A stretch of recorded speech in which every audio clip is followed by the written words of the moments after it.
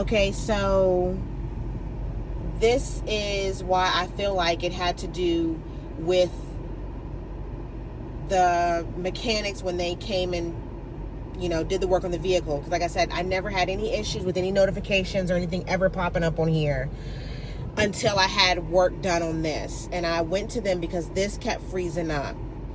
But all of those notifications that kept popping up is controlled through this. So up on the driver assistance, these are the exact ones that were popping up.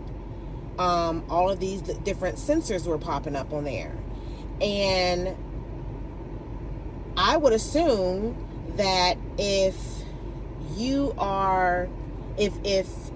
this is what controls the sensors, if this is what you have to go into to turn on a sensor that you want to use, to turn off a sensor that you don't want to use, whatever it is, if it's controlled by this and you go and do a reset on this, then it disconnects from whatever was programmed, which I would assume would then cause these to go off and malfunction or send notifications that, hey, this isn't turned on, that isn't turned on, because it was disconnected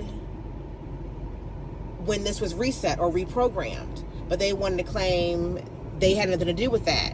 And when I look back at the bill, that was over $600 that we had to go and pay, because now all these notifications are popping up that, again, in my opinion, has to do with this being worked on. I don't see how there's any way that you can get around saying that they didn't have anything to do with it, because, again, this is what controls those features, to turn those things on. If I want to have the collision thing on, or the sense, whatever, I come into here to control that. So if it's turned on, everything is fine. But if you reset this or reprogram it, it almost erases that, what the settings was. And then now I'm going to have these notifications popping up. Hey, the pre-collision isn't working, or this isn't working, because it's no longer set or programmed in here, which could have only happened when they reset or reprogrammed it, whatever they had to do to get it from being unstuck or unfrozen.